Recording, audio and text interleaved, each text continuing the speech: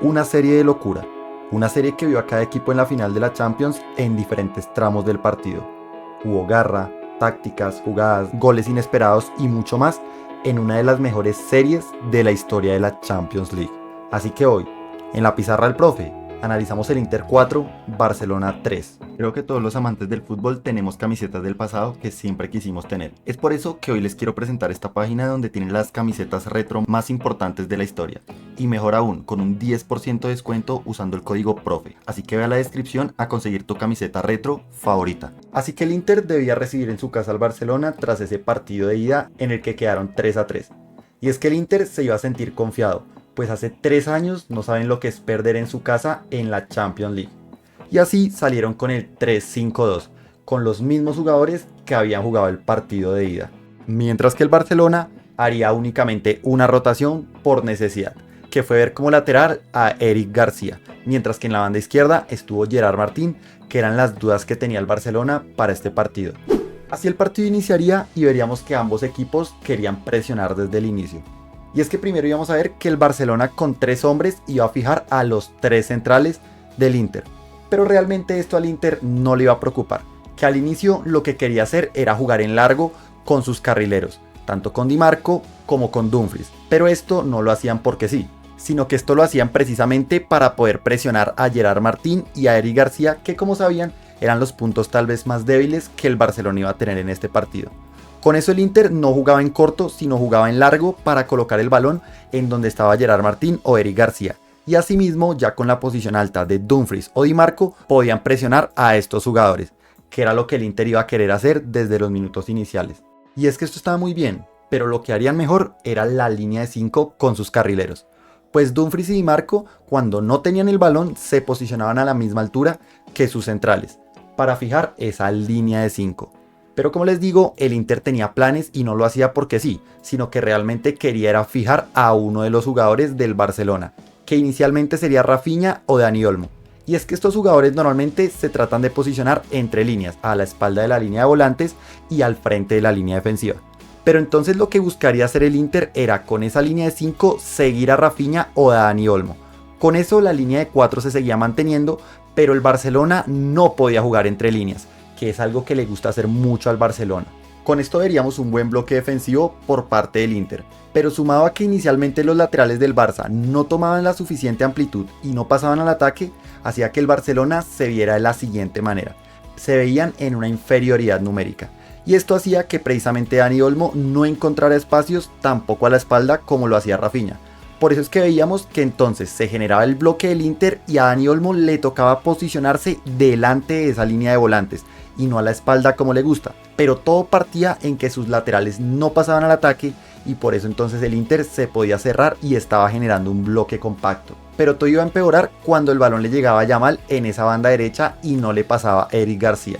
Y es que lo que pasaba es que el Inter le posicionaba un 2 versus 1 a Yamal con Di Marco y con Mkhitaryan. Pues como Eric García no pasaba, Yamal quedaba frente a los dos y era complicado así que lograra salir con el balón de esta zona. Pero aquí hay que hablar del que para mí en este partido fue el mejor del Barcelona, que es Pedri, que al darse cuenta de esto empezó a jugar como un jugador mucho más libre y empezó a posicionarse a veces sobre el carril derecho para al menos intentar en ese 2 versus 2 y así Yamal empezar a aparecer un poco más, algo que igualmente Eric García iba a entender y que después iba a corregir.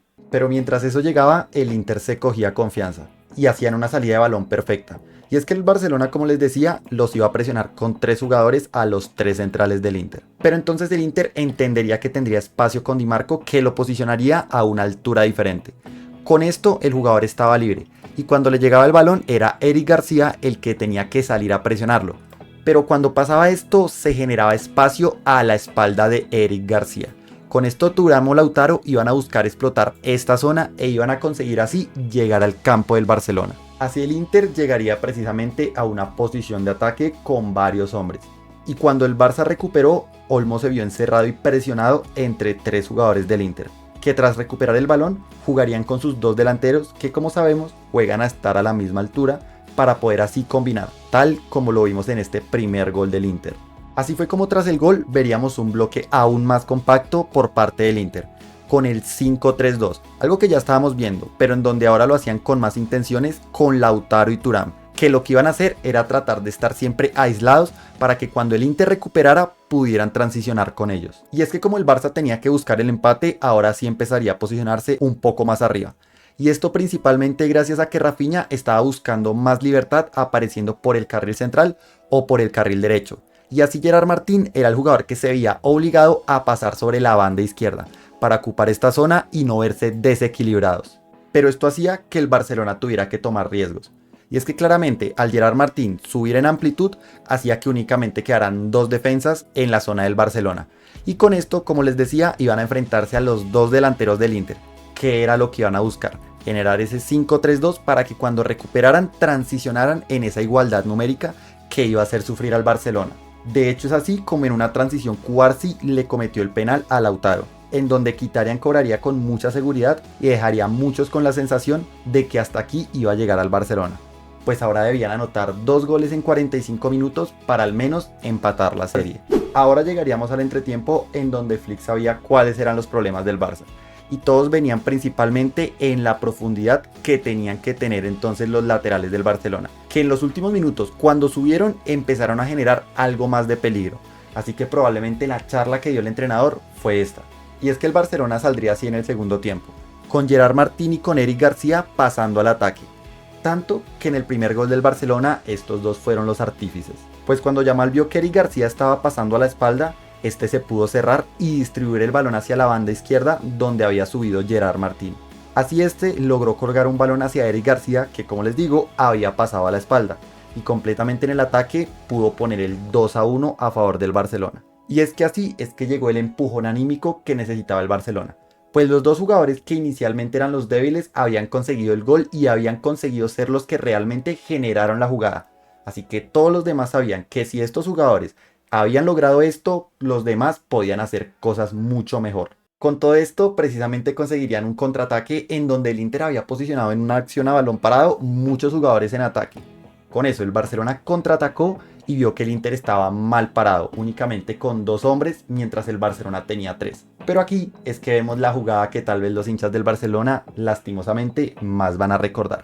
Pues Gerard Martín le dejó el balón servido a Eric García, que definió, pero Sommer hizo una tajada increíble, salvando al Inter en este momento, que luego se iban a dar cuenta que iba a ser una tajada muy importante. Pero el Barcelona en la siguiente jugada colgaría un balón perfecto con el pie de Gerard Martín, que pondría un balón a la espalda de la línea defensiva del Inter y así Dani Olmo empataría la serie.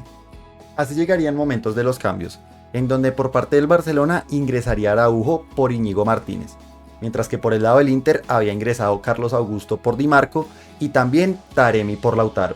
Y es que estos cambios harían que el Barcelona, que ya estaba consiguiendo oportunidades, consiguiera aún más. Pues en esta ocasión veríamos como Pedri encontraría un espacio hacia Rafinha, que en 2 oportunidades logró poner así el tercer gol del partido, dándole la vuelta al marcador y ahora el Barcelona teniendo todo para estar en la final. Pero aquí es donde el Barcelona cometió un error, y es que el partido ya se estaba acabando, pero el Barcelona se partió y empezó a generar 2 bloques, el bloque defensivo en donde únicamente veíamos su línea defensiva y el bloque ofensivo, donde estaba De Jong y Pedri. ¿Y qué pasó? Esto no lo podía generar, pues el Inter cuando recuperó se enfrentó contra una línea de 4 únicamente, y entendiendo que el Barcelona estaba solamente a unos minutos del final, esto no se puede ver, pues el Barcelona tenía que jugar un poco más replegado y tratar de defender el resultado, pero increíblemente pasó a atacar, el bloque se rompió y enfrentaron a una línea de 4, que sumado a un error individual, el Inter conseguiría empatar al último minuto. Así llegaríamos al tiempo extra. La serie, como les digo, para mí ha sido de las mejores series que he visto en la Champions. Habían oportunidades por parte de ambos equipos, tácticamente haciendo lo que les digo, el Barcelona tratando de ganar en amplitud, el Inter ganando en esos contraataques, hasta que llegaría la jugada que le daría al Inter la clasificación a la final. Una jugada en donde Thuram físicamente le gana a Araujo y a Gerard Martín. Y tras Taremi poder pivotear con Fratesi, este colocaría el balón ajustado al palo para darle así la clasificación al Inter. Así que felicitaciones a los hinchas del Inter por esta clasificación. Pero los hinchas del Barça no se preocupen, no se pongan tristes, porque realmente Flick ha conseguido armar un muy buen equipo. Y en su primera temporada ha hecho que este equipo de verdad juegue muy bien y que hayan vuelto a donde se lo merecen, que es la élite del fútbol. Así que veremos qué pasa con el Barcelona, que igualmente este fin de semana enfrenta al Real Madrid, en la que también parece ser una final de la Liga Española. Espera, antes de que te vayas, quería pedirte que si este tipo de videos te gustan, te suscribas al canal, pues más del 70% de la gente que me ve no está suscrita y probablemente tú seas uno de ellos. Así que realmente me ayudaría mucho si te suscribes, pues así llegaríamos a la meta que estamos buscando, que son los 100.000 suscriptores.